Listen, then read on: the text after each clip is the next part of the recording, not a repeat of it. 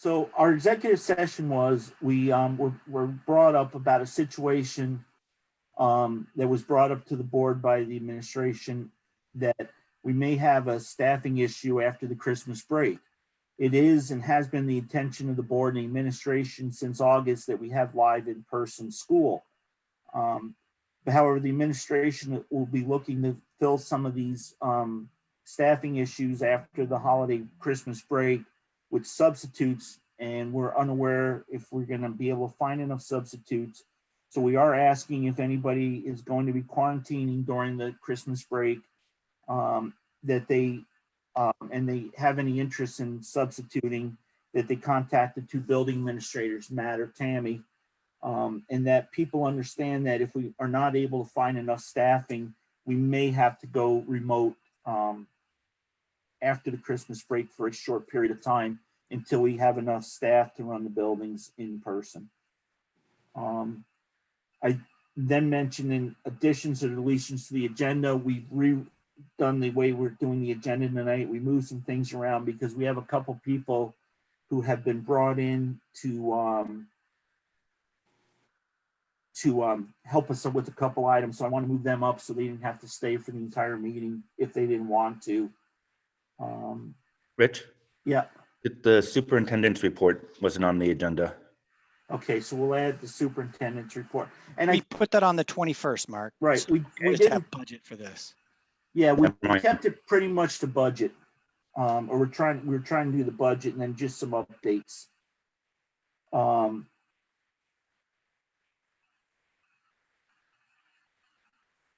think that was it. So is there any other additions or deletions to the agenda other than we've moved new business and old business around? And then I'm going to run right into new business as soon as we're done here. Okay, so I'm going to skip over members of the public and the staff and the review and approve minutes and correspondence and run into new business.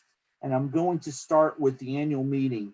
So, you know, we went a few years ago and decided to do budget votes at a live meeting and to have an actual meeting. And that was a change from our charter, from our articles of agreement. And we spent a bunch of time and we've reviewed this and we seem to like the in-person meetings. However, COVID has really changed the way we need to meet. We did last year put our meeting off till April, but the governor and the legislature and Secretary of State have allowed some leeway in how you can do an annual meeting this year. So I asked Andy, who's our clerk, to be here. And I think I have somewhere, I think we have Lori here too. And I don't know if the Wardsboro town clerk is also here or not. I don't, how many people do we have? I can't see everybody, but so I wanted to just have a brief discussion. So Mark had submitted something that VSBA sent out about having the annual meetings or how you can do meetings. The time date isn't as important to us because we did vote to have our meeting in April and not in March, like town meeting. But I think there was a 2-page COVID-19 school district meeting information. And that went out with the packet, I believe, Bill. Just thumbs up, be good. Okay, so that did go out with the packet. So Andy, I know you talked to the town, to the Secretary of State, and you've talked to the town of Dover and the town of Wardsboro about meetings. So I was gonna let you have first dib at talking about this. Is he there? Hi. So I didn't get the VSP fact sheet. So correct me if I'm wrong, but I believe that annual school meetings fall under the same emergency legislation that town meetings do, and that you're able to vote as a board to vote all of the articles we would normally vote from the floor by Australian ballot this year, should you so choose to do that. Basically, we need to warn the meeting no later than 30 days prior to the meeting. So you want to have it together a good way before that 30-day deadline. So we can warn it properly and have ballots prepared and everything like that. Your meeting, it's basically a judgment call on your part. Your meeting is the second Tuesday in April. You know, it's possible, it's legal, if you don't hold your annual meeting on the date that you're supposed to hold it, you can immediately warn another one. That would be 30 days from the date of your annual meeting. I would imagine you could call it, you know, a week or two before, cancel your meeting and postpone it. But it needs to be warned for 30 days, the new meeting. That's something to keep under your hat just in case, if you do decide to keep with the in-person meeting for now, and it gets warned and all of a sudden COVID's back again, or the vaccine didn't work out, or who knows what, and it doesn't look like you can meet in person the second Tuesday in April. If you don't hold your meeting, you can still warn one. I don't know how late you guys need to have decisions at town meeting, at school district meeting, for your purposes, for budgeting or whatever. But legally, you could warn a new meeting if you decide not to have it in person. Currently, the guidelines call for 50% occupancy in buildings. I know the Dover Town Hall, I believe, is 100 people, which would be 50 people to comply with guidelines. I want to say your attendance is right around there at an annual meeting. I don't know what the occupancy is of the Wardsboro Town Hall, which is where I would imagine they'd want to hold it. I don't know what kind of space you have at the school that might be bigger. But currently, if the current restrictions are in effect the second Tuesday of April, you're restricted to that no more than 75 people and half of the occupancy that fire and safety has your space at currently. So Andy, just Yep. Our drop dead. So we have to file on May 30th. We have to file a report with the state with our budget so that they can figure out the taxes and stuff. And if not, then they put us in at a percentage of our previous year's budget. So it's something that we would definitely probably want to have voted on, you know, at least no later than the beginning of May.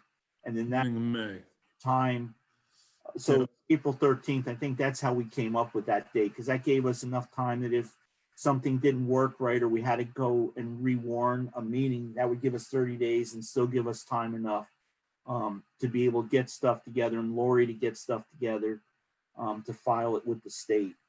So I think that April 13th is probably close to our drop dead date. Okay. And then the other thing is I know you didn't get this. So what I was saying is on the VSBA thing, it just said, you know, town meeting is March 2nd. So the last day we have to post our warning is January 31st. So with April 13th, really, if we get posted by the middle of February to the end of February, that should give, even if you had to do it by ballot, would that give you enough time?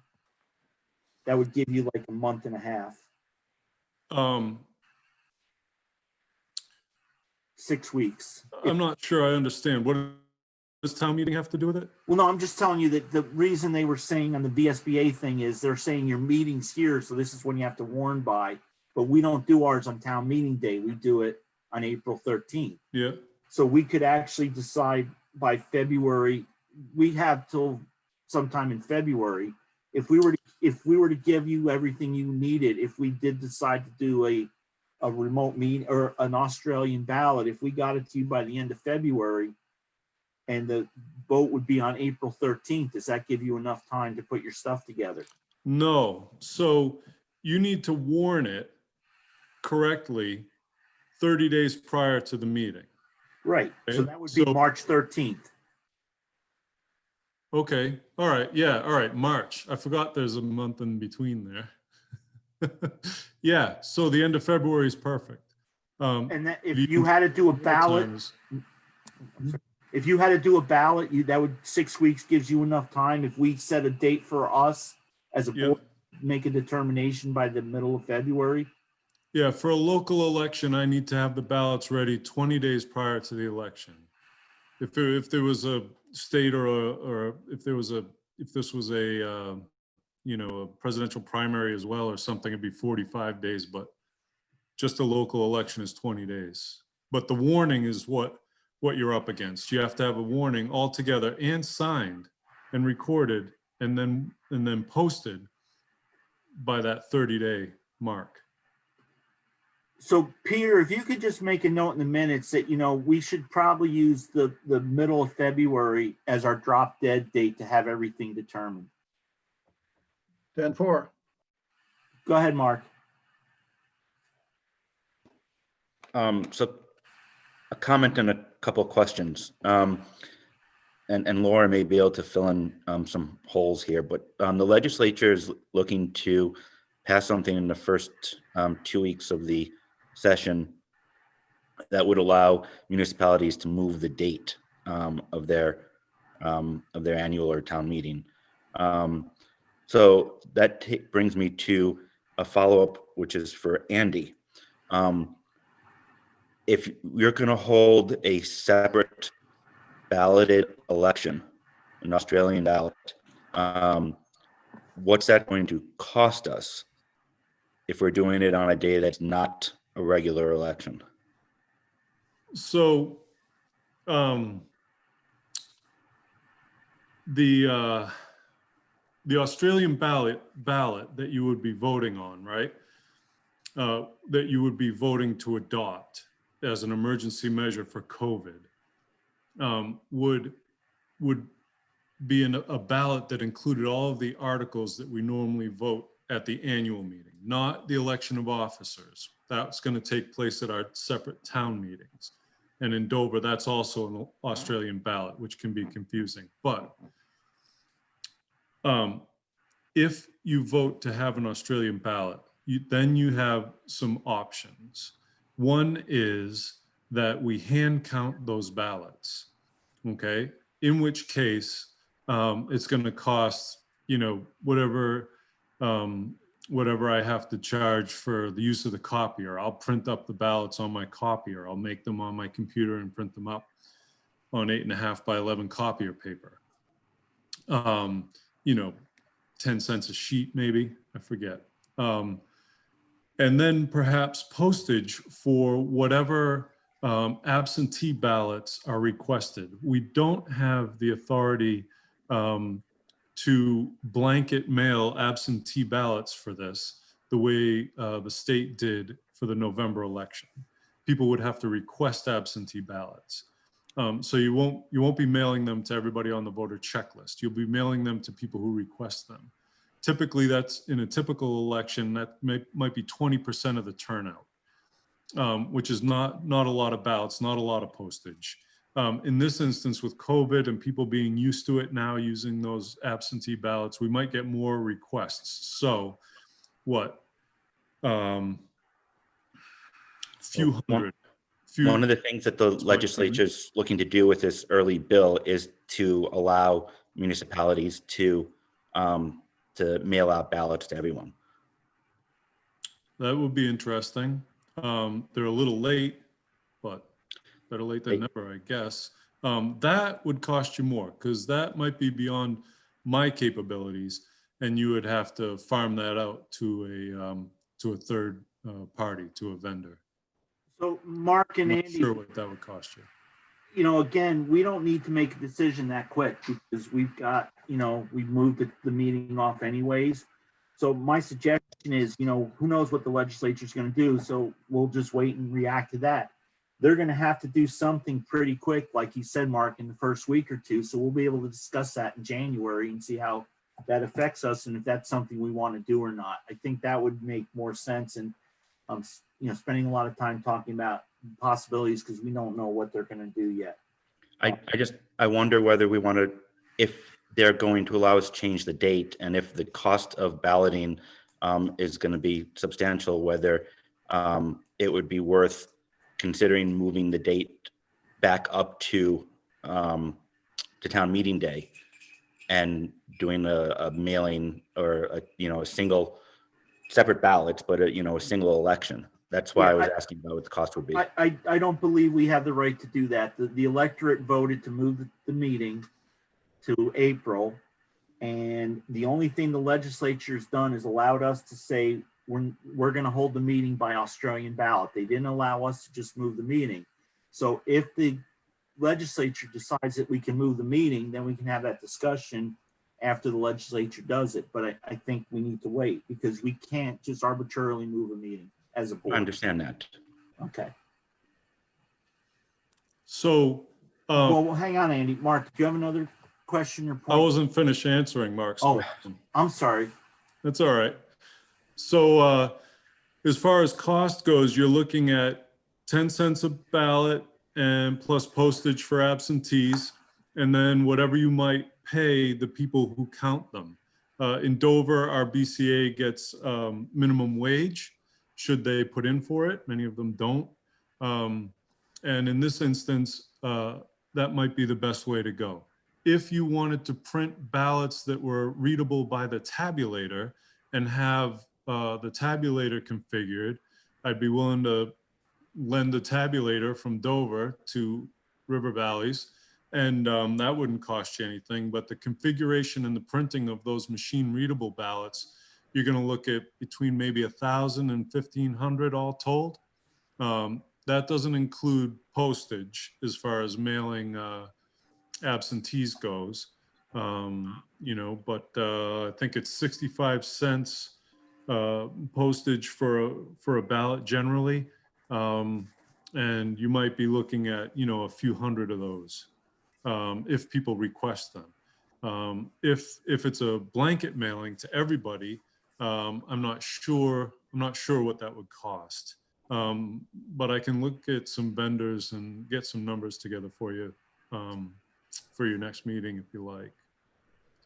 I'm all done, Rich. Thanks. Thank you, Andy. Mark, My only other question is, what, if anything, has Dover decided to do in regards to their town meeting? So Dover is discussing it currently. My feeling, and I think some of the select board, I can't speak for them, but I think some of them agree, is that it's a shame to go to an Australian ballot. Town meeting works so well for us because we're in person and we can make motions to amend and things like that. So we're hoping we don't have to go to an Australian ballot. And one of the avenues we're exploring is space at Mount Snow. And they're amenable to that. They can accommodate up to 75 people in one room under the current governor's orders and the COVID Department of Health guidelines. That would probably do it for us, given some people aren't going to want to show up anyway, and we'll probably sit this one out. But Dover hasn't made a decision, and at their next select board meeting, we'll be discussing it again. If you want a better idea of where they're leaning, my feeling is try and have it in person, if at all possible. And, unfortunately, the only good reason to have an Australian ballot would be if you're in the middle of a pandemic, which we are. I still hate the idea of it, but if that's what you got to do to get it done, that's what you got to do. I don't know. It's a tough decision, but it's yours. hey, and as a follow-up to that, Andy, do you know, I don't see that the Wardsboro clerk Jackie's on. Do you know what Wardsboro's doing? No, I don't. No, I know that they're interested to know what you folks are thinking about for your meeting. And I told her we were going to discuss it tonight, and I would get back to her tomorrow. I'll give her a call and and let her know what's going on with you folks. I don't know what their select board is thinking about their town meeting, though. Not sure. Mark, are you all good then, sir? Okay. Andy, any other things you want to bring up? Sure. I think, Rich, you're up for election this year, aren't you? Yeah, You in Dover? yes. Okay. So I have consent forms available for yourself and anybody that might want to run against you, want your job. I don't think anybody does, but if anybody does, and for yourself, I have consent forms available and no petition signatures are required this year. Just a matter of filling out that consent form. And so I don't know what you guys are doing for public relations or getting the word out, but consent forms are available. I do have them. And the other thing is, so just, you got enough on your plates, but put some thought into election of officers, because we're gonna elect our officers at town meeting again in Dover and Wardsboro like we did last year. And last year, the coordination of that it's a little disjointed to be electing your officers at town meeting, particularly now that your meeting is well after town meeting. I don't know if it would be better to elect your officers at your meeting, either with an Australian ballot or from the floor. I bring it up every now and then. We think about it. There's pluses and minuses every other which way and how you look at it. But, currently I'm thinking it might be just as easy to elect them at your meeting instead of at the different town meetings. But something to think about. So what we'll do, Andy, then is I don't think we can change it for this year. So why don't we add that as we after we get through the budget crunch, then we'll have you back and we'll talk about that. Maybe you can get Jackie to come to that one meeting, and then we'll talk about bringing that up again. But I know we have discussed that a few times because we were a little different. So I'm not sure, because I know for Wardsboro, they'll just have to get a nomination from the floor, and that's really kind of on Jackie's plate, not so much on yours. But if we moved it to the meeting, then it would just be at the meeting, we could do it from the floor. Yeah, if it was at your meeting, we could either do it from the floor or by Australian ballot. Australian ballot would involve, an Australian ballot, be more complicated and whatnot, but I don't know how you guys feel about that. I go back and forth about it. I really like the fact that it's super easy to vote your officers from the floor. But at the same time, I love the fact that we have an Australian ballot at Dover's town meeting for officers. It seems to give a little more gravity to the process and a little more commitment, particularly if you have to go out and get signatures. You're voting for somebody who wants it, somebody who's interested in doing the job. You're not sort of roping somebody into it. But just a thought. And yeah, I'll talk to Jackie about that and we can discuss it later. We'll go with what we got this year and see what happens. Okay. So does anybody have, so we won't make any decisions, and we don't need to make any decisions right away. We can let what the legislature play out. We can, we have a little bit of more time than the town meeting. But does anybody have any questions about the annual meeting now for Andy, or any comments from the board first and then from the public? Anybody in the, Dwight, you up? Yeah, I guess I just had a question. So I have a couple of questions, I guess. Is the Australian ballot, is that in lieu of a meeting entirely? Like we wouldn't need to do a virtual meeting, or it would just be an Australian ballot and that would kind of settle it? Or is that something we could do with an online meeting? So I'm not sure what the legislation requires, okay? But all of the business of town meeting would take place on the Australian ballot. So Yeah. there's really no need practically for the meeting. Whether they've done what they had to do to eliminate the need to hold one, to have anybody just show up and listen to comments, I'm not sure if they've eliminated the legal need for it. So do you know if there's a Dwight, wait. Dwight, hang on. What they did was, if you're going to hold it by Australian ballot, you do have to hold an informational meeting, and that informational meeting can be held remotely. Yeah, I saw that prior to in meeting. our stuff, we have stated that, we will hold 2 informational meetings. We will hold one in each town.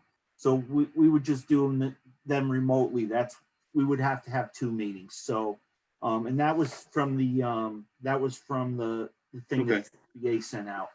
Okay. Okay, so we And would then essentially your we'd essentially have an informational meeting by Zoom prior to the Australian ballot to answer any questions about the Australian ballot.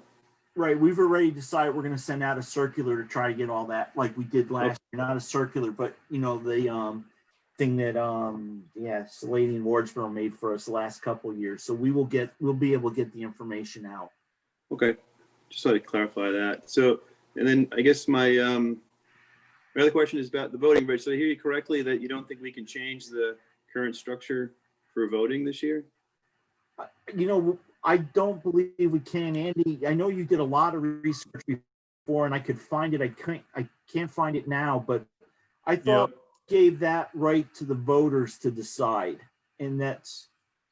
So I'm pretty sure, and I can look at the responses I got from our attorney, but I'm pretty sure you guys can change any of the articles of agreement as a board. He wanted us to put it before the people because their vote to create the Union School District included the articles of agreement. And so he said for that first year, at least, let the people decide to change it. But the articles do give you the right to vote to change those articles.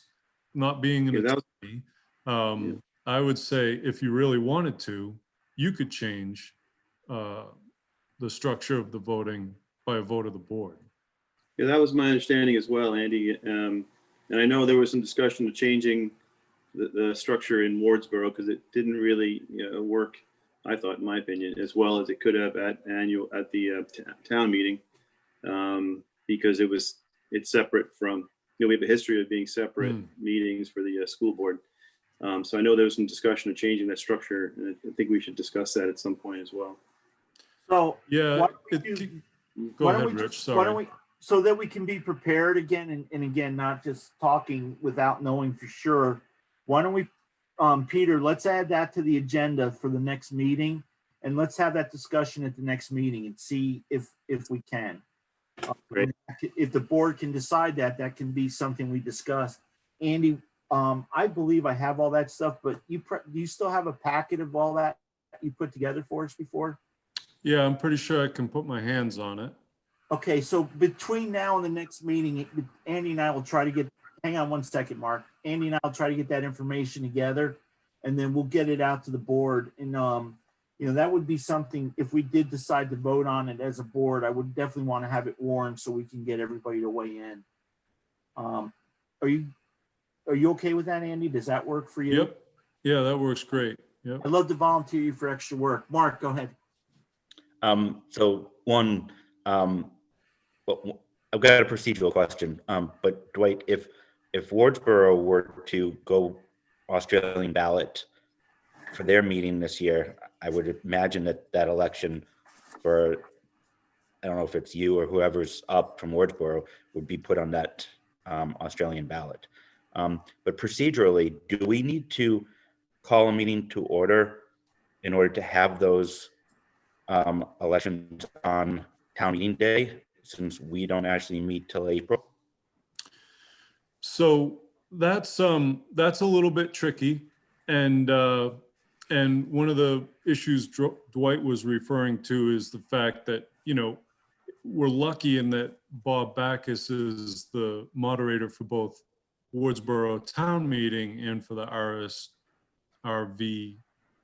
River Valleys RSVP. Union School District, because he can switch back and forth between both. If your moderator were, say, you know, me, I wouldn't be at Wardsboro's town meeting. So it just gets messy. It just gets messy. But technically, yeah, you should open up a different meeting. In Dover, we sort of skirt around it by having you guys sign Dover's town meeting warning with the warning for the election of your officer on our ballot. We do the best we can, but it's messy. It's not cut and dried. And, you know, if somebody were to contest it and it wound up in front of a judge, what would happen? I'm not exactly sure. We're doing the very best we can to comply with the law, but it's a little murky. It's a lot murky, for sure, Mark. Yeah. Okay, thank you. You all good, Mark? Yeah, you're off. Anybody else for Andy while we got him here? One other thing, Rich. Yes. Okay, Laura, let Andy go, and then you can go. Go ahead, Andy. One other thing I almost forgot. Do you guys mail your reports to all the voters? Yeah, that's Yeah, that booklet that we've done the last few years. So we will definitely put that together and get that out, you know, the 30 we want to try to get it out earlier so that when we do the informational meetings, they've had it for a period of time. Yeah, if you weren't mailing them to everybody, I was going to suggest that you do, but you do. That's good. You'll remember you got me the voters checklist, and then we kind of combine Yeah, right. households, so we don't have to mail one to each voter. We mail them to the households. Cool. Okay, Laura, go ahead. Yes. Just I think she froze. Andy here. Andy. I'm only getting every other Or you word. should turn off your video.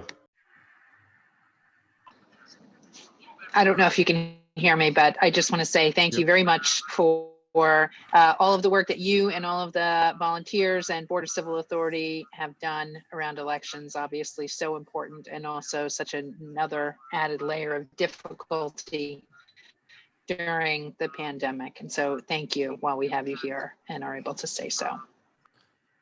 Thank you, Laura. Thank you.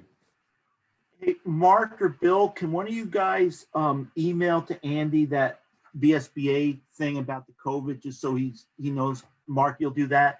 So Andy, we'll Thank you. to you, and then we'll get you on early. Hopefully, we'll be on time in 2 weeks. You know, on the 21st, the first day of winter. So you'll have to be inside because it'll be too cold to do anything else. So I appreciate having you here, and again, Andy, you do a great job for us as our clerk, and we really appreciate it. So, and I think everybody's giving. Oh, Bill's giving you hand claps and the power fist. If nobody's got anything for Andy, then I'd like to move on to Lori Garland, who I think is just opposite of Andy on the other side, and talk about the first draft of the budget. And then Lori, and then we'll talk about the accounts payable afterwards, if that's okay. Sure, no problem. Matt, do you want me to go ahead and share my screen? That'd be easier.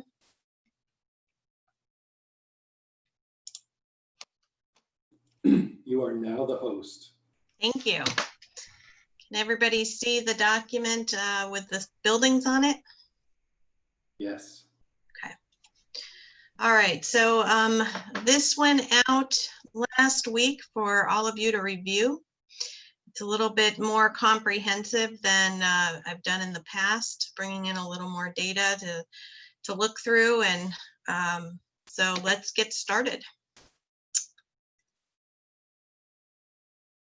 All right, So year over year, the budget is up 552,231, which is 9.72%. But before everybody panics, much of that is due to the increase in the secondary students moving into the districts.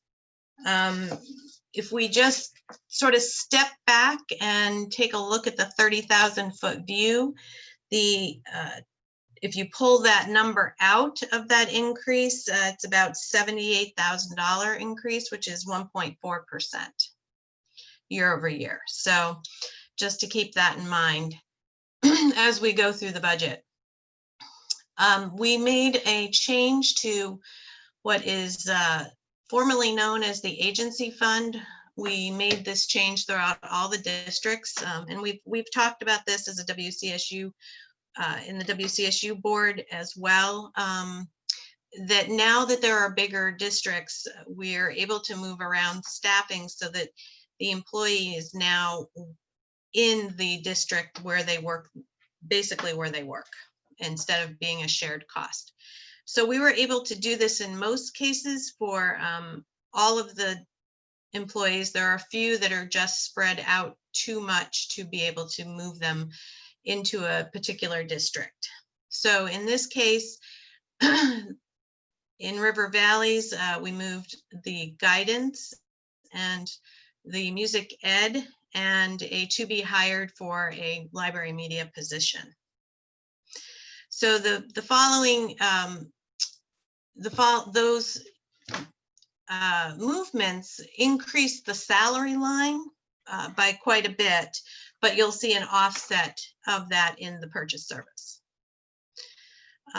So we'll talk about the following positions that were requested by the administration on the following pages, but those are the breakdown. Basically, there was an instrumental music increase that is included in this budget, slight world language increase for Dover.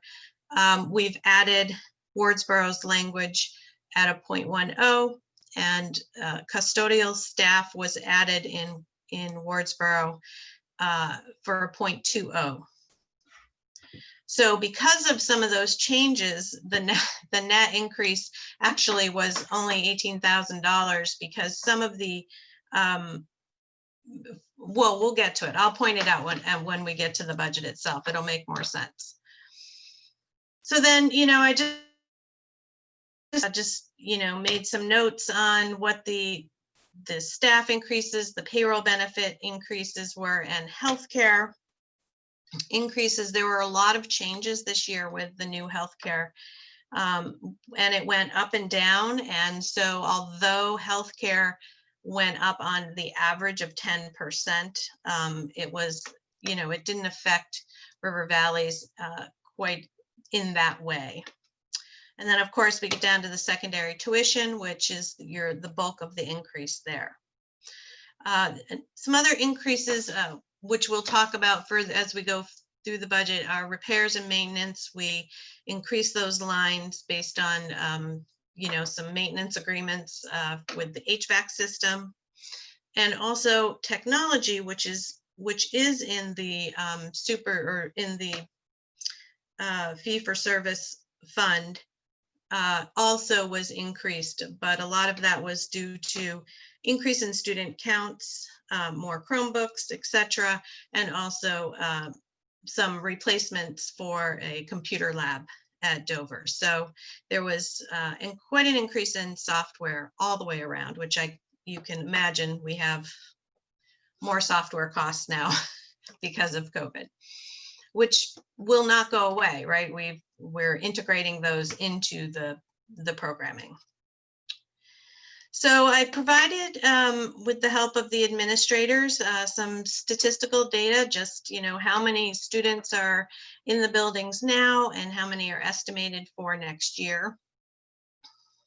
And basically what specials or support do they have, and then what does it look like for next year. So you can see we've increased the instrumental music and also a little bit on world language, which was just the 0.05% or 0.05 FTE. Just if anybody has any questions, I can't see hands, so somebody just yell at me. And here's Wardsboro's statistical data as well. So in some of these there's not FTEs attached to them per se, but they're contracted services like custodial is mostly contracted, although there is a need for custodial, the 0.20, which is the increase, and then adding, of course, world language down there that was asked for and I believe directed by the board to put in. Secondary students, if I were to be interesting to look at, what does it look like for year over year, right? So this is where they are attending public school, private school, and out of the country, out of the state or country in some cases. So I thought that was interesting to see. And of course, quite an increase planned for fiscal year 22. And where are the students going in secondary? Their potential placement. So another interesting, I thought this was interesting to see where everybody is going in your secondary student count. This is another look at the budget in total. It's a budget by object or account. So, you know, you can see here the increase in salary that we talked about, and then down here in purchase service, you can see where it has been reduced. And of course, the tuition costs going up here. Everything else is, you know, benefits, a little bit of an increase, but nothing, everything else is really staying pretty steady.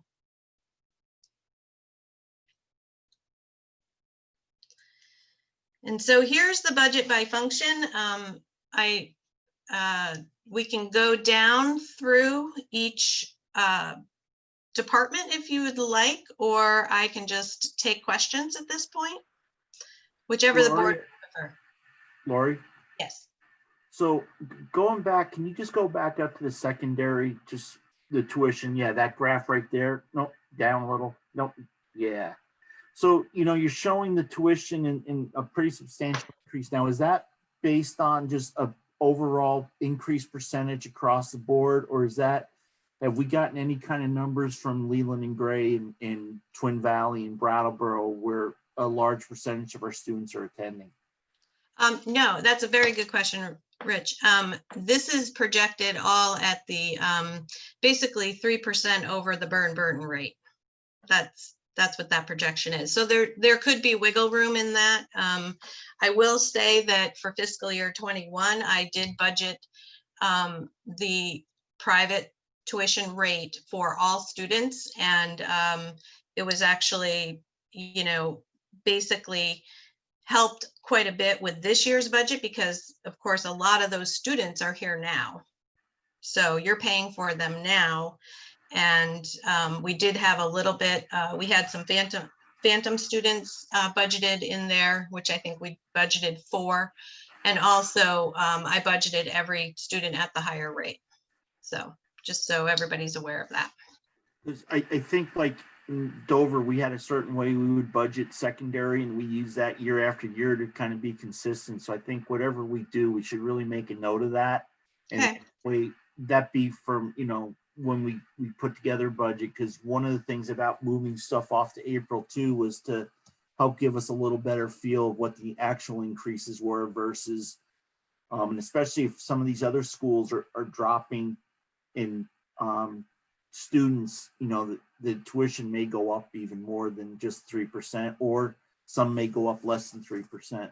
And that has always been, in Dover, that was something we would change on town meeting day. We would have better numbers and we would give people and ask them to amend the budget. So thank you. Rich, can I ask a question? Mark, why don't, hey, for the board, we'll give the board the first chance. And Lori, I'm just going to let anybody on the board ask you a question if that's okay, because I can only see two people or three Okay. people. So Lori, either as we go through, if you're going to go through it department by department, either that or basically my question is, if there's a CRF 4 or 5, whatever it's going to be up to, and that would cover 2021 and 2022. So if Congress does pass something, I'd like to know how much of what is in this budget might be covered by CRF if it were to occur, and if it had the same rules as the CRF that we're about to finish with. Those are a lot of ifs, Mark. This So is for a pandemic. so for 21, I've moved all the HVAC numbers out of 21, and that's being covered under one type of grant. The other CRF money is, we need to do that yet too. So to get a good picture of what was covered or what will be covered in 21. So I don't have that specific number for you, but in terms of what would be covered in 22, if all the same rules applied, that's your question, right? Yeah. Yep. Okay. Really not a lot, to be honest, because, in 21, you'll probably receive CRF funding because of move-in tuitions, but we will have planned for tuitions next year. So you can't get a reimbursement on a planned expense. That's supplanting. And then there might be some supplies, maybe. But again, a lot of the expenses that are being covered under the CRF LEA funds and the HVAC funds, for that matter, are all unanticipated expenses. They're unbudgeted, and you're getting reimbursed for those. So when you plan for an expense and fund it locally, you really can't get grant funding for it. Okay. So Makes there would be very little that would be covered under any type of it. And it really depends on how it comes down from the federal government. It could come down. I've read one story where it could come down through something like Title I funds, in that sort of like ESSER funds, which we really haven't even tapped yet. But anything that comes from the federal government should be used to supplement, not supplant. All right. Thank you. Mm-hmm. So I'm happy to go down by function if that's helpful for everybody, and then come back and do questions. Okay, I'm seeing Bill say yes, so thanks. All right, so direct instruction, where your largest, of course, piece of the pie is here. You can see pre-K is down in total, mainly because this other purchase service, which is tuition, for Act 166, we're planning for less students for the 10 hours weekly. So that's why that is down overall. Elementary is up slightly. There was some, ins and outs here, some increases and decreases. So 0.45 there. Secondary, that's where the 473,000 lies there. So that's the biggest increase there. And then this 51 location wide in fiscal year 20, that was just a fiscal year, that was for ELL costs that were not budgeted for. So for art, this is up slightly. This is sort of a placeholder. The art position is not filled at this point, right, Matt? Am I right about that? That's right. So I just planned for a little bit more money. It depends on where that person comes in when they are hired. World language, this is where you'll see a major increase, and this is, we talked about this already. This is, we established a world language in Wardsboro, and also slight increase in Dover. Music band, this is sort of an anomaly because It actually is an increase of time in Dover at 0.10, but you'll see it's a decrease in the budget overall. And that's simply because of a benefit change. So that's, you're just getting the benefit of a benefit change. Music ed, here you'll see bringing in a salary. Again, this is where we're moving the position from WCSU to River Valleys. And so you see the negative here, and it actually worked out in River Valley's favor to do this, which means that, you know, you, as part of a program before, you were paying for all the music ed employees, which some of them may have had benefits and some may not. So this, in this case, moving from one entity to the other is actually a savings. PE, slight increase there. That's a normal increase. Special ed, you'll see actually decrease in special ed. Reminder that special education budget is part of the WCSU, which was voted on and approved. And special education came in at under last year's budget. This Voc Ed is also a placeholder at this point. We don't have all the data from the state yet to be able to update those numbers. Co-curricular, just sort of adjusting a little bit here as far as what was actually paid out in 20 versus, you know, budget for 21. So it's just a little bit of an adjustment there on salary. This co-curricular here is the 21C program. No change is expected there. Guidance here overall is down 4.49%. Again, this is bringing in a salary position and again, working in River Valley's favor to have the employee, River Valley's employee. School nurse, slight increase here. I think this is probably just hourly planning because the school nurse also sees works in Wardsboro as well as Dover. No change in instructional staff. Little bit of a change here. I think this is probably where maybe we need to spend some time talking about what's involved in school focus. We know it's the IB program and the STEAM program at Wardsboro. Library media, again, coming in, bringing in, this is a to be hired. So this is not a, this is a placeholder really at this point. Board of Education is up. Lori? Yes. Lori? Mhm. So when you want to talk about then the school focus thing part?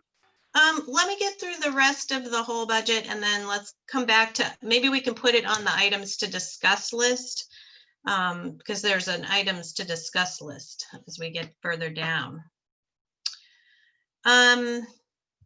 Board of Education is up mainly because of the assessment, because of the number of students.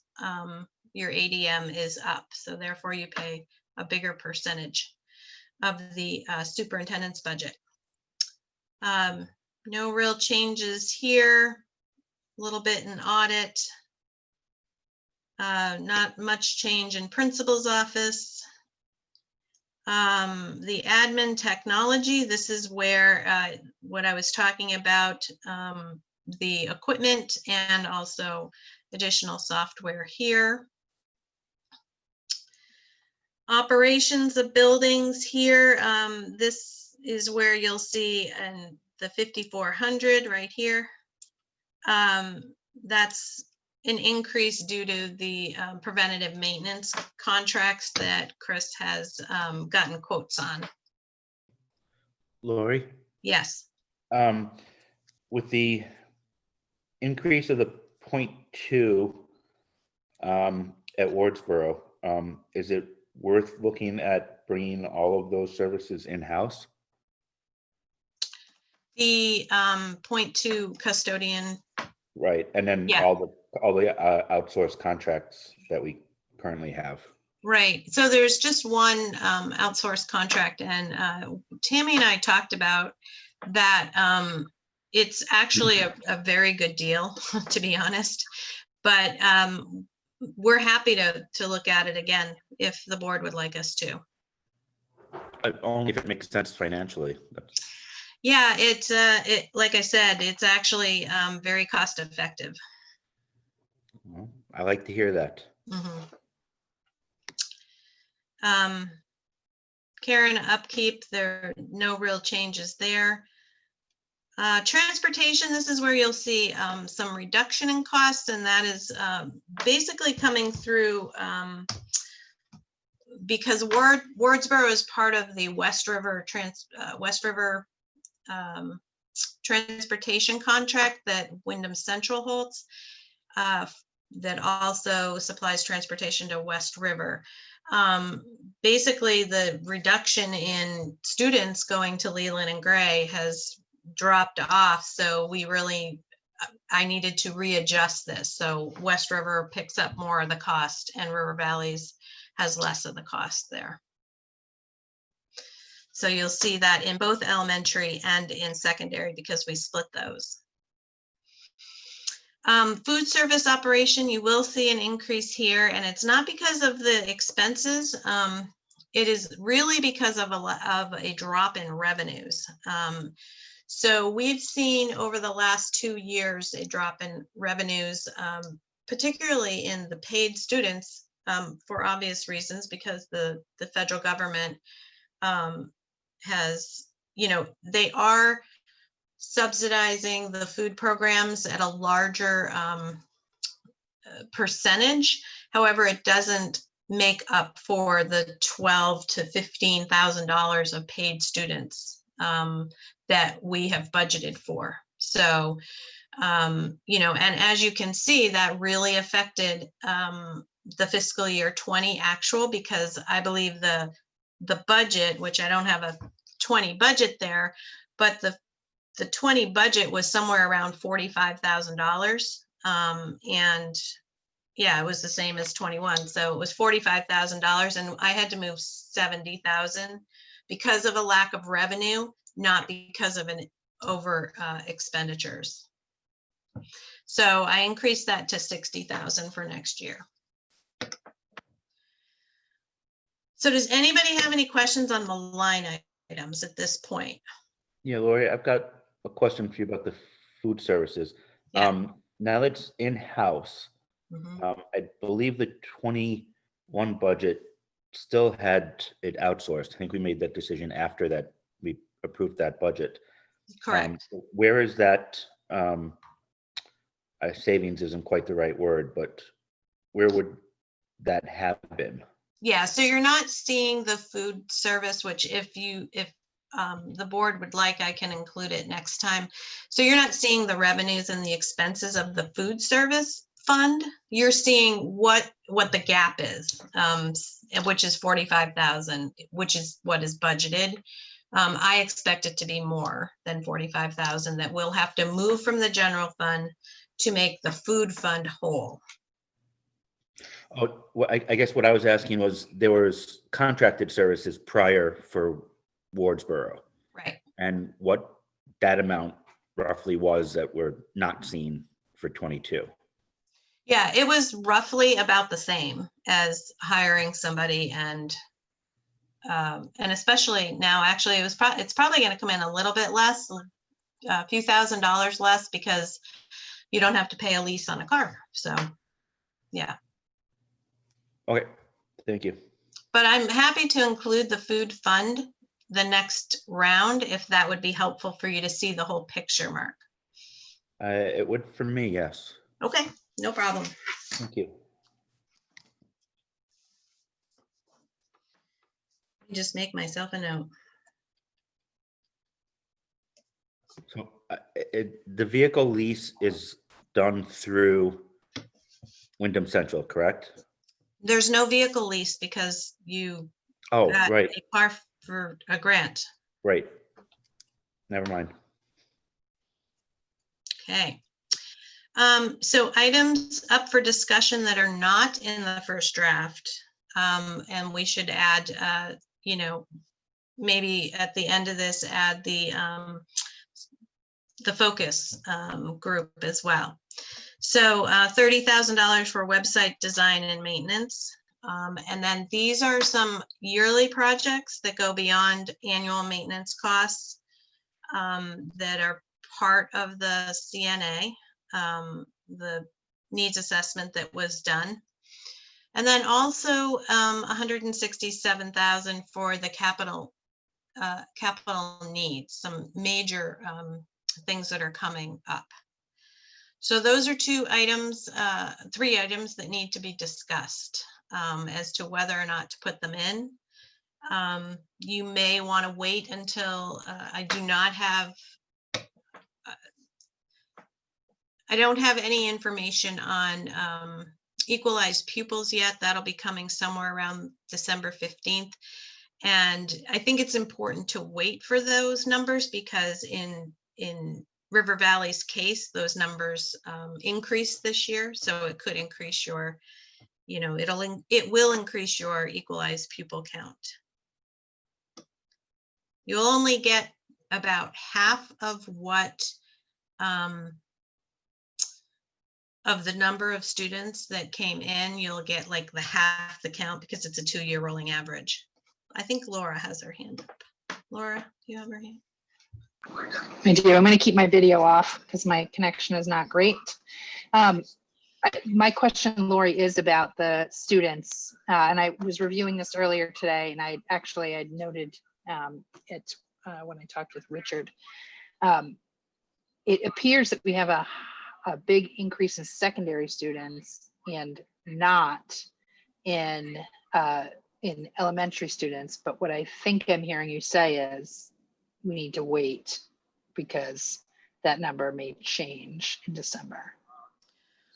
Right. So the secondary students, of course, it's move-ins, but it's also move-ups and move out and graduate out. So, you know, it could be that this year there, and Matt could say, and Tammy, how many more students they have in their buildings now in primary, how many of those are moving up to secondary.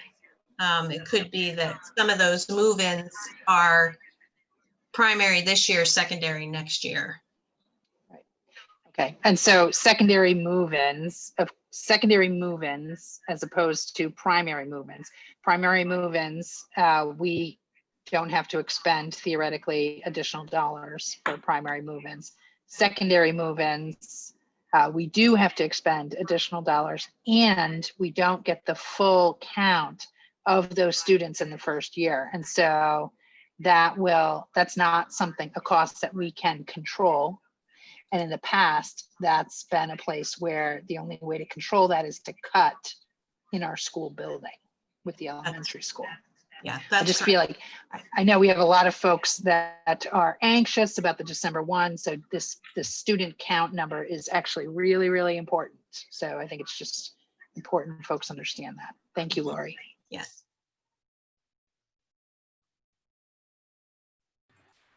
Lori, on Yes. so just kind of following up with Laura too is, you know, and I just hope everybody understands. I mean, the increase that Lori's showing doesn't always translate into a tax increase either. Because, you know, again, we were looking at expenditures to make sure it fits our requirements of the administration and that it's, you know, a fair budget and it puts the students first. We did have a number of increases, and, you know, we won't know until the legislature meets to see what the yield's going to be and what the actual tax rate is going to be set at. And the tax commissioner sent out a letter saying that, you know, projects a 10% increase in the tax rates. But we know from 2 years ago, Lori, what you change the budget like 10 times? I know, like, up to the day we're going to vote on stuff, we still didn't have exact numbers. And again, that's another reason why we put the vote off till April, so we could have some firmer numbers. So remember, right now, all we're really looking at is expenditures, and does it fit our guiding principles, and does it fit the you know, what we set up for the Valley, for the River Valleys district.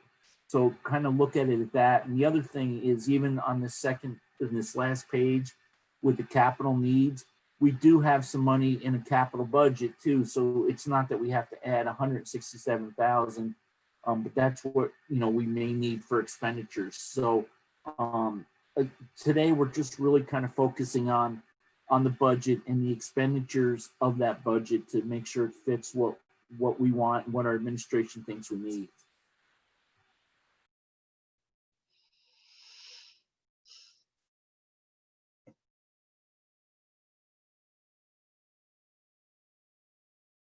That was it. I don't know if you had any more, Lori. No, I'm just waiting for questions. Well, if there are none, we can move on. Matt, I don't know. Can you see the whole thing, or can you just see what Lori's seeing? Um, I can see it, and Laura's hand is up, but I think her question was answered. Laura, are you all set for me to lower your hand? All set. Okay. Thanks, I don't know if I can see me or not. And just to, so this is, if nobody has any questions on the budget, I'll just wrap up with projections of year-to-date projections. Well, Dwight, did you have a question on the budget? Yeah, I guess so. First, I'd like to thank Lori. This is an excellent report. That's really well done and easy to read, and it's great. And then I just want, based on some of the questions that we're going to be talking about, I wonder, it's really to you too, Rich, is we going to have our capital budgets and some of those other budgets available at our disposal when we talk about some of the larger expenses? Yes, and we, again, this was all we're concentrating on tonight is the expenditures of the budget. We aren't gonna bring in how everything relates and what it's gonna do to the tax rates and what it's gonna do to income. Our first step has always been to look at the budget and the expenditures and make sure it fits all the requirements we put on our administration and the central office staff and Lori. And that's what she's done. I agree, she did a great job. So great. Okay, thanks, Rich. Any other questions before I just go over this really quickly? So I'm working with the auditors now to come up with your fund balances. That's been delayed, but just so you know, the one solid that I do know is that the capital fund balance is $300,000, and that was voted on by the voters to move $300,000 to the capital fund, and that is in there. So just so you know that, but as far as reserves and that kind of thing, I'm still working through that with them. Year-to-date projections, we're just barely about halfway through the year, so it's a little bit hard to, but I think we have a pretty good handle on where we're going to be coming out. Going to fall short on revenues in some cases, some tuition students that didn't end up coming to Dover or Wardsboro, so those were overstated a little bit. But expenses are also looking like you're in favorable, ending favorable. And the COVID-19 reimbursements, back to what Mark was saying. So they actually could be somewhere around $96,000. So when I get to that point of being able to move the unbudgeted COVID expenses into the grant, it's going to be somewhere in the 96,000. So once I do that and they cover them all, then that could add $96,000 to the 87. Does that make sense to everybody? Lori, I'm confused because I'm looking at revenues and we budgeted $5,680,000 and the actual year to date is $5,736,000. That number's bigger than the budget. So how is it a negative? Yeah, I got it backwards, Reversed. but yeah, Okay. it just means that you're not going to have as much revenue as, yeah, I'll look at that, Rich. You're right. I'm not sure why that is more. I typed that number in, so maybe I typed it wrong. But Or I do know that revenues you're and projected to expenses not, opposite. yeah. Well, the expenses are, yeah, I gotcha. I'll change that around for next time. The net result is 87,000 to the good. I am sure about that. And then you could add another 96 to that potentially, depending on the grant funding. Lori, Yes. is there any chance that we're gonna get hit with some of the HVAC costs, or are we pretty confident the grant's gonna cover everything? No, you are going to get hit with some HVAC costs. I'm not sure. Is that on the agenda for later to talk about? It is, it is, but I don't have those set numbers now, but I can tell you that you had anticipated 250,000 in August, and I would expect you to pay less than 20% of that. Okay, thank you. Yeah. Yeah, we're, so one of the areas that are the air purifiers that we're trying to get covered under they were not covered under HVAC, but they were hoping to get them covered under the CRF LEA funds. So that is one potential risk. And then I think there's a little bit more work to be done as well that was not going to be covered under the grant. So between the two, like Bill was saying. But I did sign a invoice today for just about $250,000 that you've paid out that will be coming back. So that is good news. All right. Now I think I'm done. I'm to budget notes.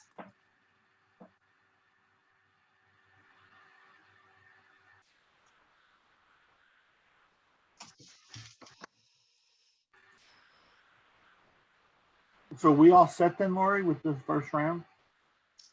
Unless somebody has questions, I don't have anything more for you. So remember, folks, we're not voting on this tonight. This is not all set in stone. This is our first run through. First draft. So if there are no questions, Lori, I think it wasn't like everybody said, it's a great first run through.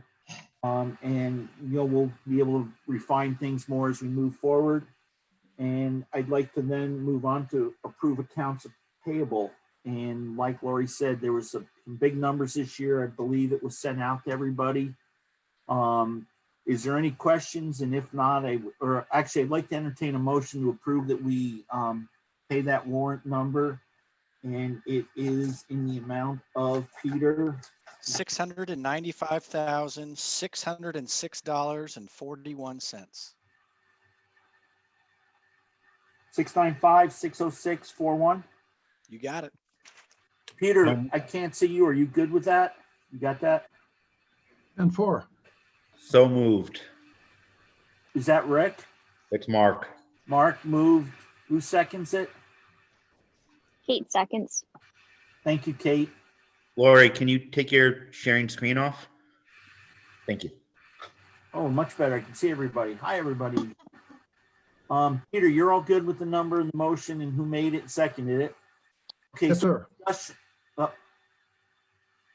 Go ahead, Mark. Did have the last page, or at the very bottom, not the very last item, but the 2 items above that, they were assessments. One was transportation, and I don't remember what the other was. The assessment, it said, I think, second quarter. So will we get the same size assessment for the third quarter? Yes. Okay, and that transportation, is that for Wardsboro? No, transportation is an interesting thing. Transportation by law is supposed to all go through the SU.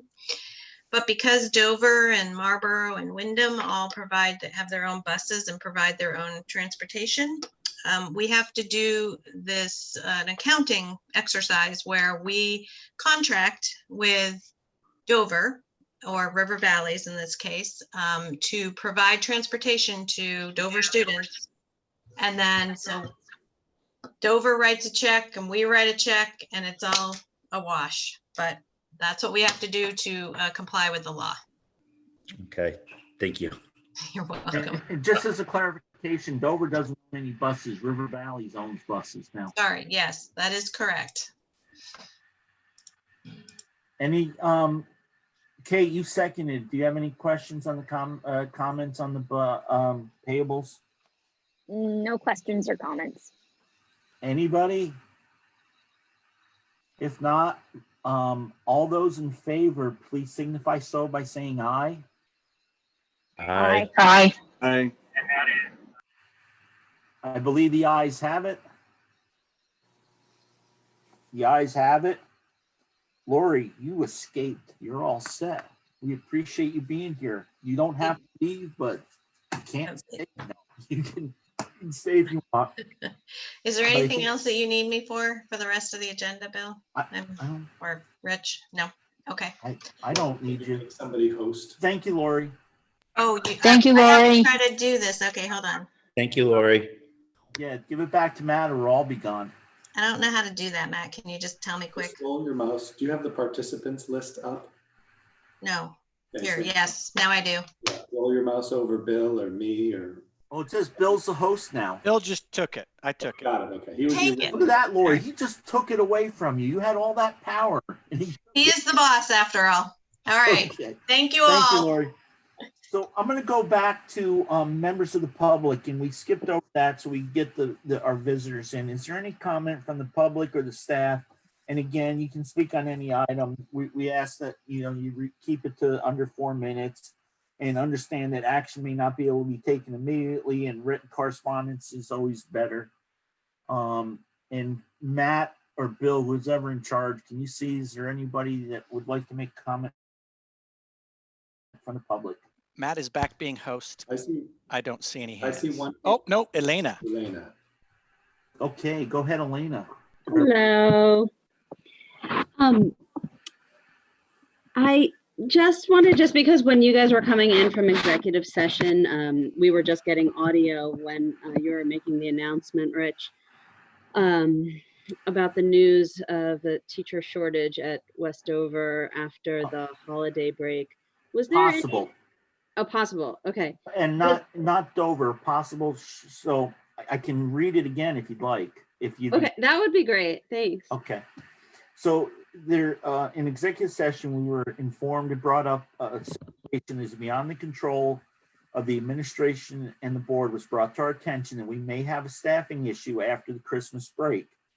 It is and has been the intention of the board and the administration to have live in-person school since, back in August.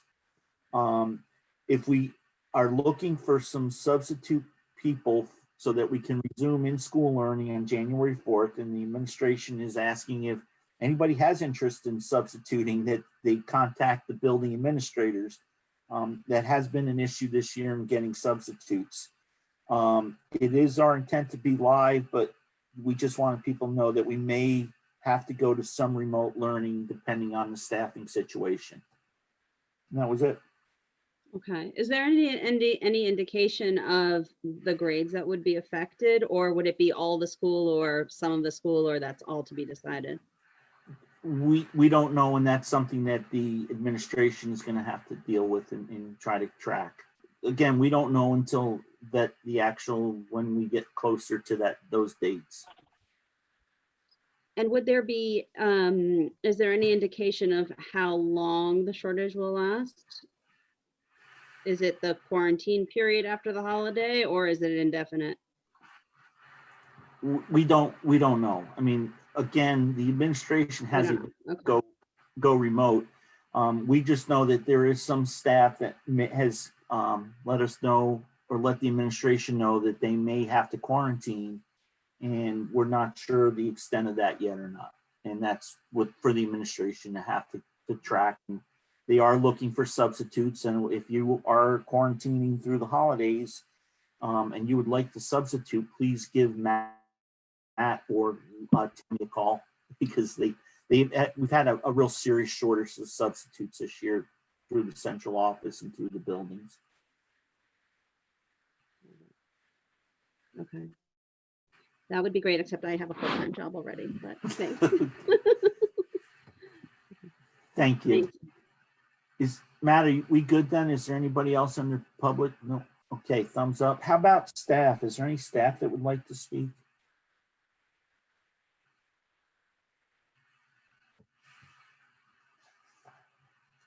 No, Matt, all set. Okay, I do have one letter of correspondence. This came in actually Sunday afternoon. Somebody wasn't watching football.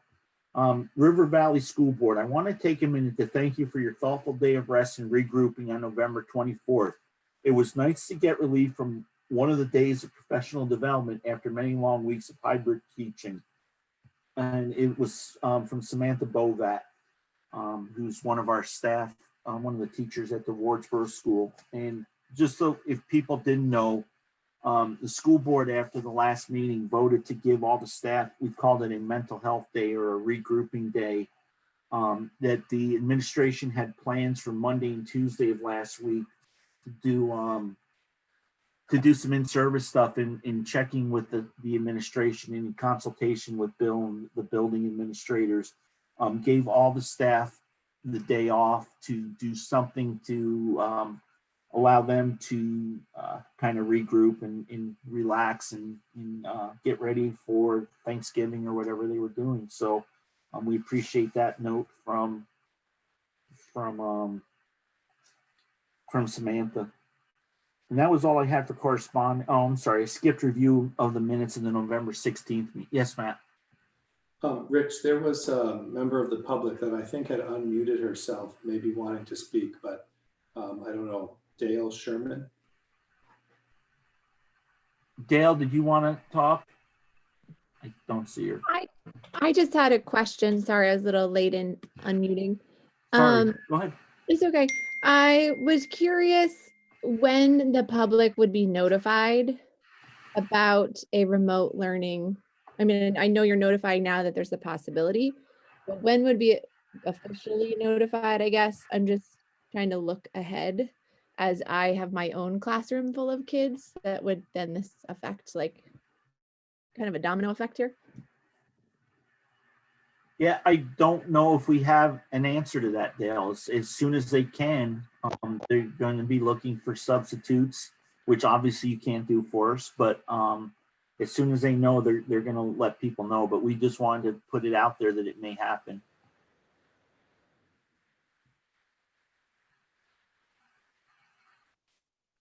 But admin doesn't have a possibility of when the time would be, like a date, like 2 weeks before, a week before, the night before? Well, go ahead, Bill.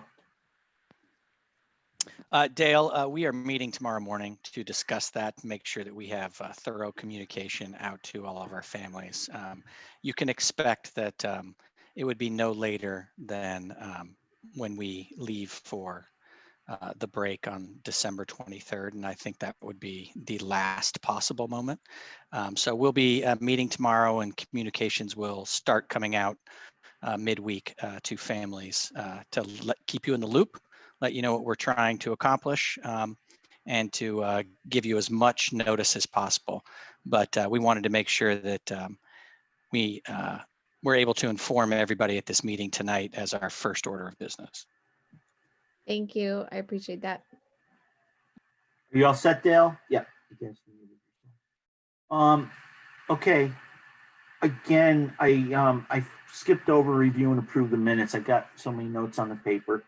So we have the November 16th, 2020 minutes created by Peter, and I'd like to entertain a motion to approve them in a second, and then we can discuss them. So moved. Laura moved. Mark, you want to second that for us? Okay. I'll second. Mark seconded it. Peter, are you good with that? You got those two? Okay. And four. Comments, or Mark, you go second after Laura. Say Laura's good. Mark, you good? Okay. Is there any discussion from anybody? Hearing none, all those in favor say aye. Aye. Aye. Aye. I believe the ayes have it. The ayes have it. It's unanimous. Peter, thank you. Just because to follow the agenda the way we have it for this meeting, is there any other new business that we need to bring up? Anybody? Rick or Kate? Old business then. Bill or Matt or Tammy, ventilation system updates. So I provided a written copy for all the board members, but just in general, we're pushing very hard in these next 2 weeks to get an enormous amount of work completed at Wardsboro and Dover so that we can get them in under the grant timeline. Everything has to be paid for by the 30th. And very strict guidelines. A lot of credit goes to Matt, Tammy, Chris Medina, and Lori Garland for pushing as fast and hard as they have, making it cooperative within the buildings to get as much assets for the River Valleys District. But basically, we're just finishing up as much work as we possibly can over these next 2 weeks. Is that anybody, Bill, I did have one quick question too. Have we ordered the ventilation system for the buses? I don't remember seeing that on that list. That's being done in for all the districts. So yes, that has been ordered, and I believe we're going to find out from CRF on Wednesday if you guys don't have to pay for any of that, which would be fantastic. Okay. Everybody good with that update? Matt's smiling. Cool. The next thing we had was remote instruction disposition after January 4th. And this was on the agenda because Mark asked for it to be put on there. But I kind of think the decision's been made and discussed. And Mark, did you have any comments or your request to put that back on? No, I think your speech is the wrong word, but your statement covers it. Okay, thank you. Vermont Learning Collaborative report. So we discussed this a little bit at the last meeting about the ability of the school to supply a teacher to the Vermont Collaborative Learning, and that would allow us to have a certain number of students in the program, and the collaborative is more of a grade specific ability for people to tune in or be for the entire year, be learning collaboratively. So Matt, I know you were going to do some little more research for us, you and Tammy, and I see that we put Mr. Martin's supposed to report. Is that putting you on the spot, or was that Tammy or Bill? Or I have no new information to report other than what I reported at the last meeting. There are no spaces available in the program for this year. And if we want to buy into the program for next year, we would have to have a teacher in place by this spring that we could offer to the program so that they could be properly trained before the end of the school year. So I don't even know if that's realistic from a budgeting perspective as an option. So there's really nothing new. I'm looking back at my notes and there's no more information other than that. okay, so I think though we can talk about it at the budget. So maybe Bill, can you let Lori know that we want to put that in the budget notes? Because we could possibly, Yes. if we include in the budget, we can start looking for a person if the board decides that's a route they want to go.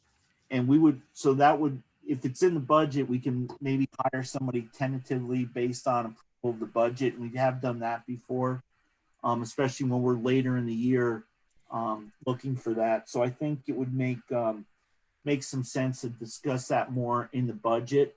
So if everybody would just kind of keep that in the back of your mind that we need to have that discussion. Tonight's not the night, but maybe either next meeting or one of the first meetings in January, we really should have that before the middle of January ends, if that's something we want to go to and move to. And again, we'll look to Bill and Tammy and Matt for some guidance on that and your thoughts, and if you feel it's a good move.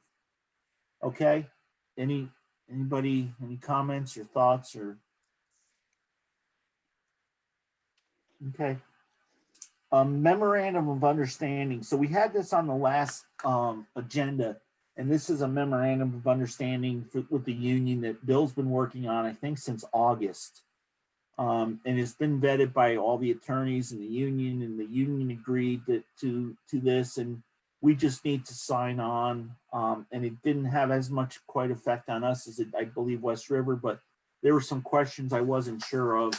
So I asked Bill to put this back on. So Bill, if you could kind of go over that with us, and then we would need to have a motion in a second to, I believe we just have to have the chair sign it, or do we just approve it and it's all good, Bill? Yeah, you have to approve it and allow the superintendent to sign on behalf of the River Valleys District.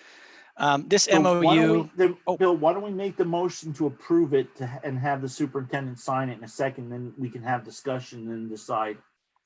So would somebody be willing to move that onto the floor?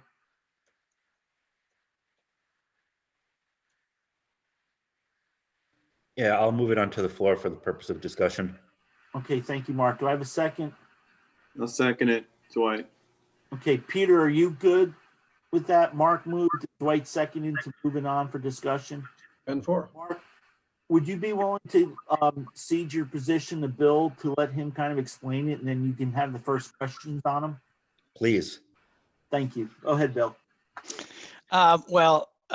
You're correct, Rich. We began discussing this in August. I want to thank co-president of the WCEA, Sam Bovat, who's with us tonight, as well as her partner, Heather Sperling. They've been very thoughtful of understanding the challenges within the pandemic and how to operate this year in a collaborative manner. And there are some particular issues that are more specific to the WCSU or to West River that are part of the MOU, but in the specificity for River Valleys, there's two universal things that are important. One is just being part of the supervisory union and the recognition that we are in a pandemic and that we are operating than we normally would. And then in something specific underneath that we do as an SU, that is our responsibility as an SU, is teacher evaluation. Just making sure that we are recognizing how the pandemic is operating. We are still evaluating teachers, but doing it in a different context. So that is kind of the two universal things. And then specific to River Valleys, it provides two specific tools to your administrators.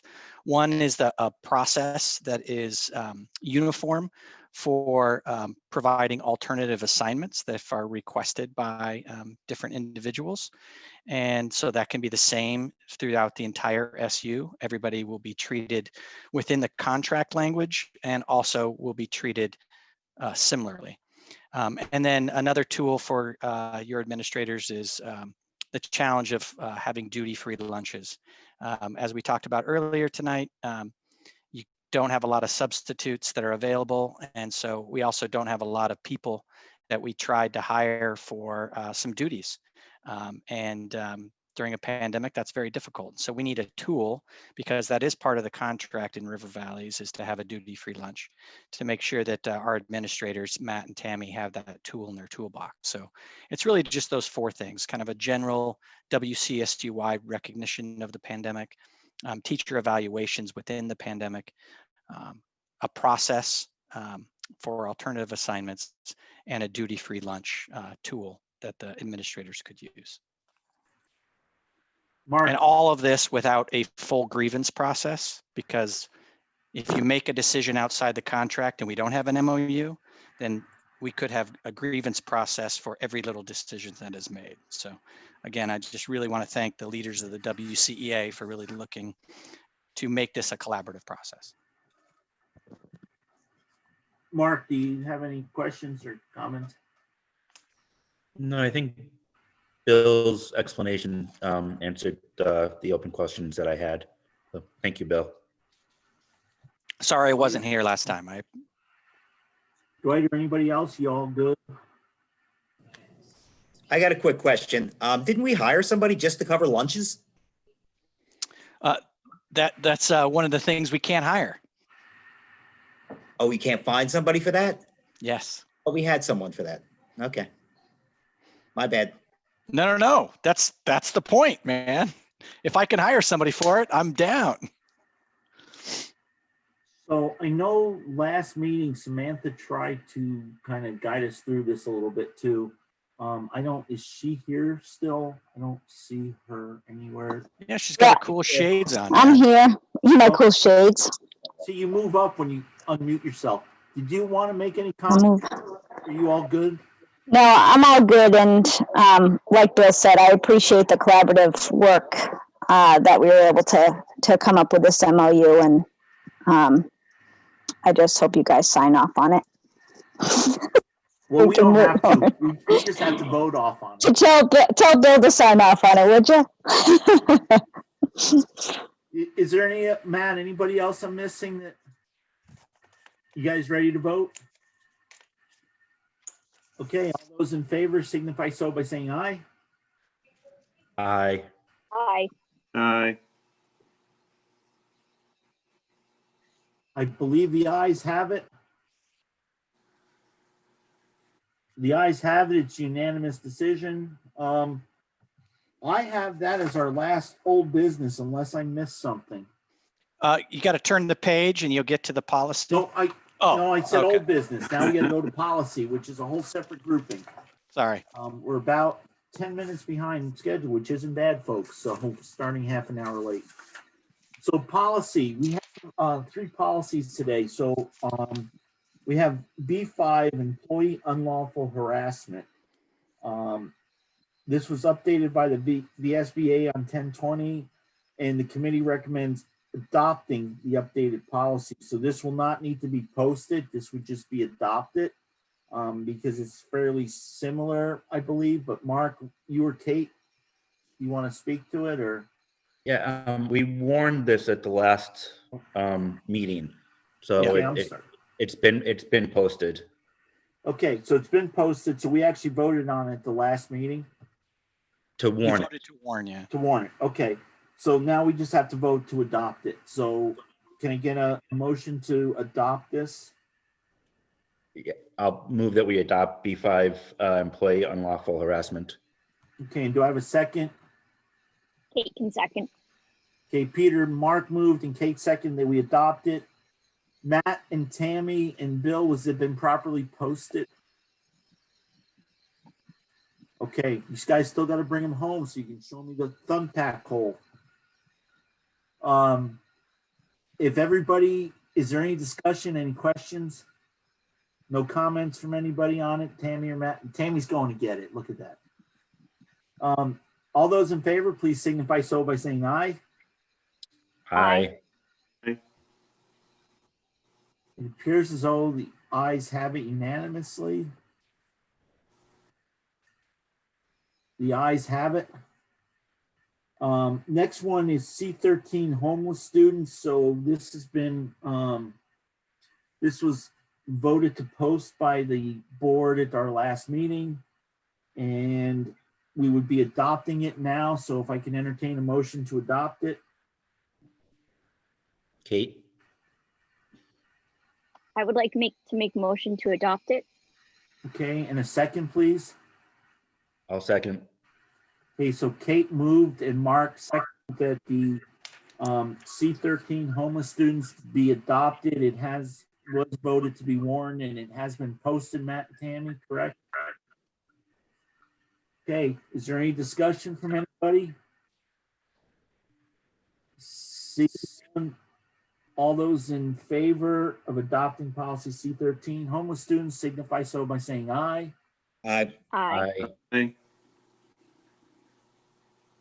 It appears as though the ayes have it. The ayes have it unanimously, Peter. So you guys have 2 new policies. Yay. HIPAA compliance. So last time we had a discussion about removing this. It's been removed by the VSBA policy and we were gonna move forward. I just wanted to have Bill confirm that that is a recommendation that HIPAA's covered under the policies. So Bill or Mark or Kate? You want to take it, Bill? Oh, go ahead, buddy. So VSBA removed it because most schools are not covered under HIPAA. The policies are governed by FERPA. So I asked Bill, there are some schools that do require it. I asked Bill whether RVUSD did, and he said that we do not. So our recommendation is that we remove it from the our policy manual. And that was discussed, Mark, at your policy group, right? Yes, it was. Okay, and that's our recommendation. Correct. Okay. So would somebody like to make a motion to remove policy B6 HIPAA compliance from our policies? I'll make that motion that we remove B6 HIPAA compliance from our existing policies. Do we have a second? I'll second. Kate seconds it. Peter, are you good? Okay, so the motion's been made and seconded. Is there any discussion? Hearing none, all those in favor say aye. Aye. Aye. Aye. I believe the ayes have it unanimously.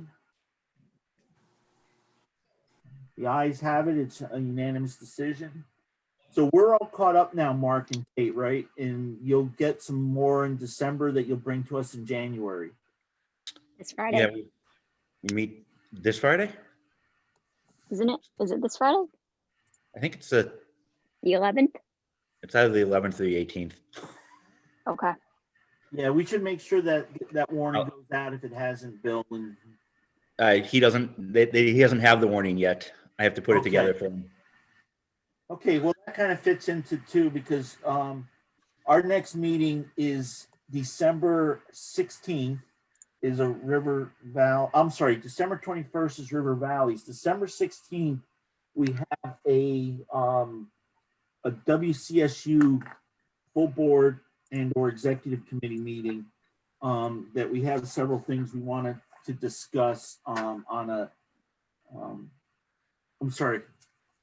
There's one issue we have on the agenda to discuss. Bill, I'm trying to find that agenda. It's a waiting study, right? The agenda hasn't gone out yet. December 16th, 6 to 8 p.m. The invite's gone out. The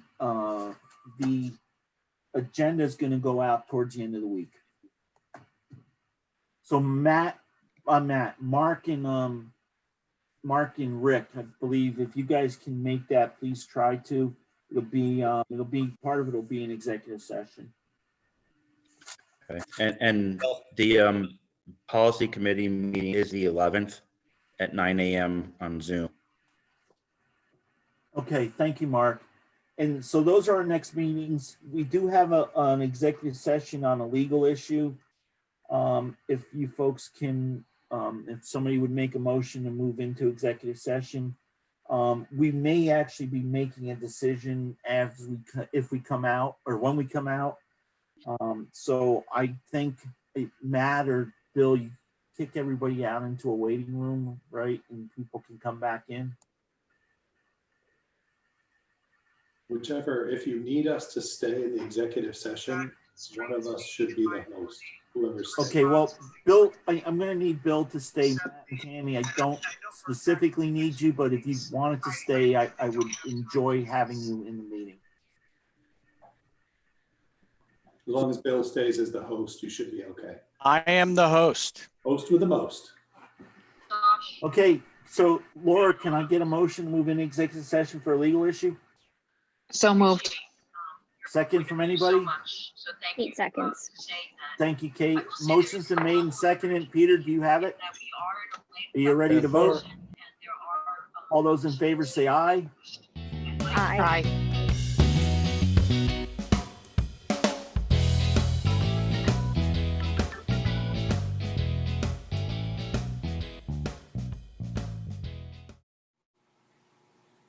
and Bill, don't forget, you gotta turn the recording back on, I believe. Yeah, it's on. Rich has got it. Okay, so we're, by unanimous consent, we came out of executive session. Peter, you ready? Rich, you all ready?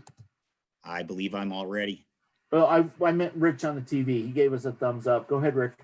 Okay. I would like to make a motion that the River Valleys Unified School District support the enactment of legislation created by the weighting study done by the legislature. Okay, do we have a second to that motion? Second it. Okay, Dwight seconds it. Peter, do you have that motion? Okay. Does, is there any discussion from anybody? Okay, hearing no discussion, all those in favor signify so by saying aye. Aye. Aye. It appears as though it's a unanimous decision of ayes. It is, it's unanimous. Okay, thank you, folks. And then so Rick, you'll be able to keep in track of this and follow up with us in future meetings. I certainly will. I'm sure I probably already have an email with contact information from the From one of the 4 people that was going to be. Okay, the next thing is we've talked about the next meeting, so our last motion of the night.